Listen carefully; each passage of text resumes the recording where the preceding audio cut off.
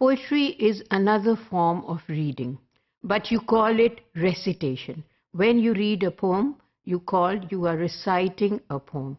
Usually you do not use the word read, but if you use the word read, it is not wrong. You can always use it, but the correct word for it is recitation, reciting a poem.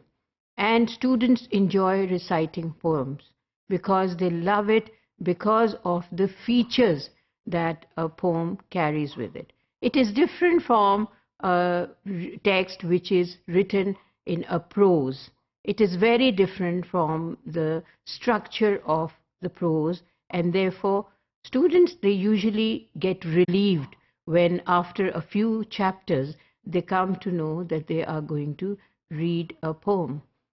It is an art to recite a poem. Along with it, the children are learning an art, and they are also having some fun in the classroom because of the features that the poem has. Let's look at the features that the poem has.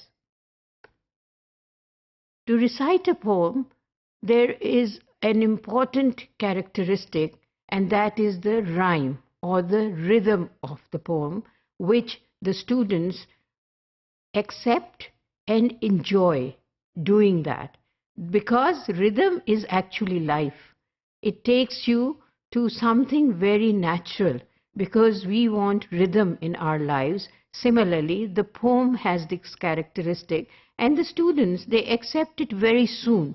It is something which is familiar to them, and they enjoy doing that.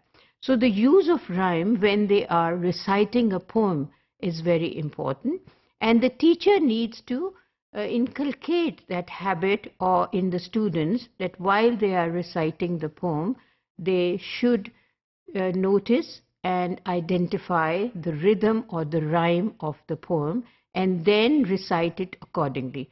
I will just show you a clip in which a student is reciting a poem. The poem name is Fly. How large unto the tiny fly, must little things appear.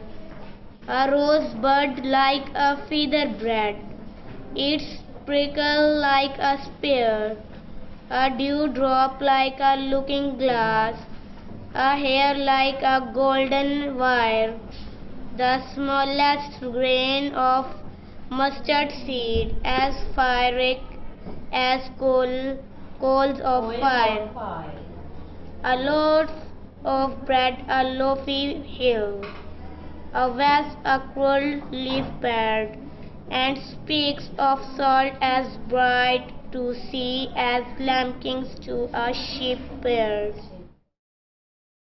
Another feature of the poem is simile. The students at higher level or secondary level can identify simile in a poem.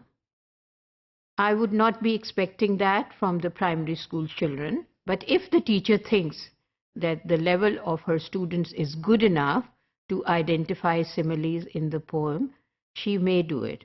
Sometimes I think I have noticed children from classes 4 and 5 that they do notice similes. Like, for example, as bright as sun, they like it, or as bright as a day, they like it, and they learn it as a simile, and then they use it as a sentence. So the teachers can encourage students if they think that the level is of the child to be learning similes. Not necessarily the teacher has to point out that this is a simile, because probably that would be a different concept of learning another term. But maybe later on, when they go to the higher stages, they would come to know that this, what they learned in the primary section, was actually a simile. But it's up to the teacher. If she thinks the children would be able to digest the word simile, she can go ahead with it. But of course, for the secondary school students and higher level students, they should be able to identify similes and the metaphors. There are also metaphors that the poet uses in a poem, and those metaphors are also mainly for the students of higher level or secondary level to be recited in a poem.